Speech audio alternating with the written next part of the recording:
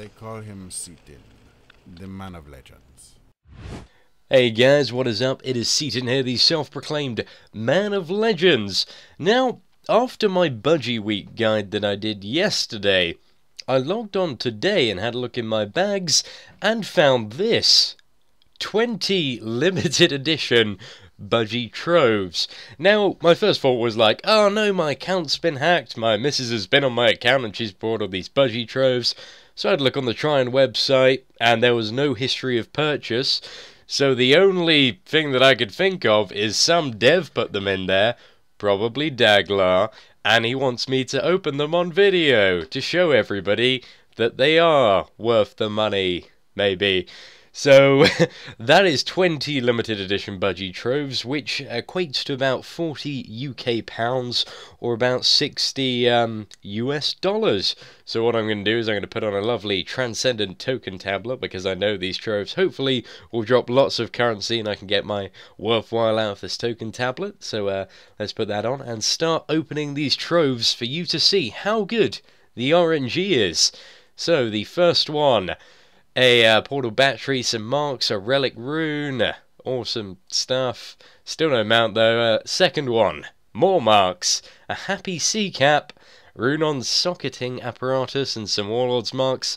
Again, nothing too special. The third one, some interesting boots, which would be brilliant for a fresh level 50. Some Myrmidon's marks, which are the best in slot PvP marks, or the highest tier of PvP marks, which is quite interesting and quite a hefty chunk of them as well.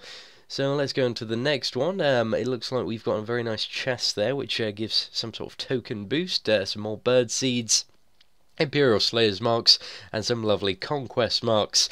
Again, another one, we have a Transcendent Experience Vial, some pretty awesome shoulders, Warlords marks, still no Budgie mount, we're only 5 Troves through though. I'm opening these at a fairly rapid pace as well. A lovely stack of Infinity Stones there. Exquisite Bottle of Strikes. That might come in useful one day. Oh, a very alright-ish relic neck, which looks alright actually. I think that might be better than anything that drops in tier 1 once it's fully upgraded. So if you're a fresh level 60 character getting that would be a huge upgrade for yourself, but also it would cost quite a few Imperial Slayers marks.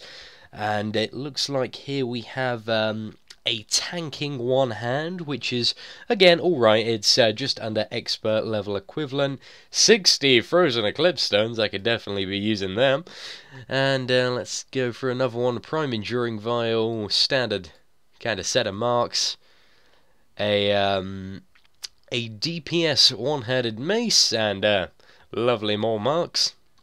Some Myrmidon's marks yet again. And oh, that's a very interesting 2-set on those chain legs there. Reduces time to mount by 10%. Very interesting 2-set. I don't know if I'll be able to get a combination for that. And it looks like this one, as well as the usual stack of marks, it looks like we got some nice costume pieces. Well, upon equipping them, maybe not so nice for myself. I don't think they look terribly snazzy at all. And the next one, we get a lovely belt, which actually is not so lovely. It's got loads of spell crit on, so that's pretty damn horrific. And some more Myrmidon's marks. A lot of Myrmidon's marks. I haven't even got to that rank, but I know when I get to that rank, I'm going to be totally pimped out in terms of marks. So some more marks again, and a lovely one-handed mace that I've already got. A trinket, which is, let's have a look at this fully upgraded. It's alright, I'd say, you know, that's quite good for starter level 60. Oh, some more costume stuff. So this is some, I believe that's classic PvP gear or tier 1 raid gear from back in vanilla. So nothing terribly interesting there again. A slightly better mace that's one-handed, which still I think, even though fully upgraded in sort of its relic version, is only slightly better than anything that'll drop from an expert dungeon.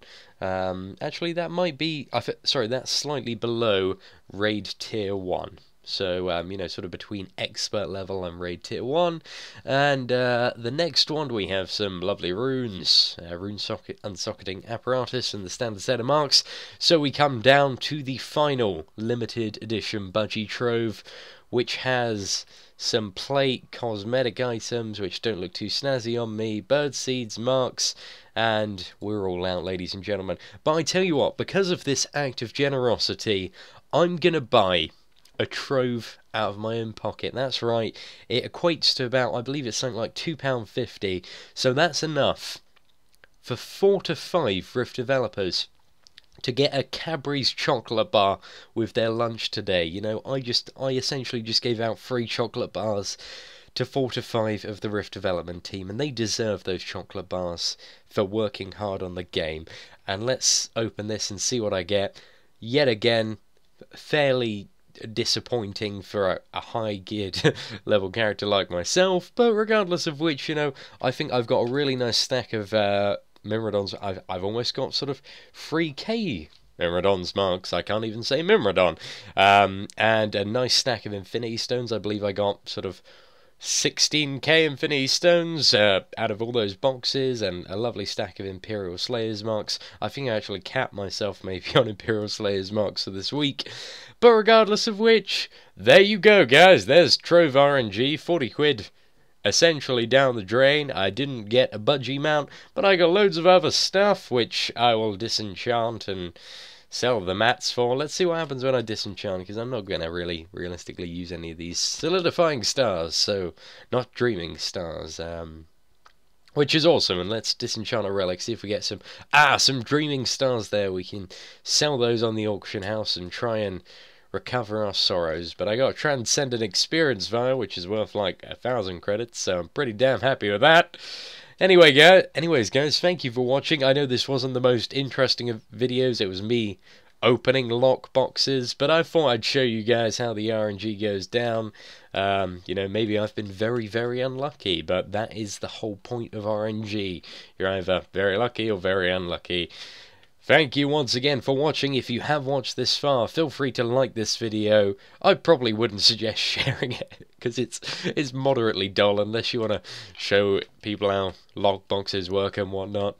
But yeah, hope you guys enjoyed it. Take care.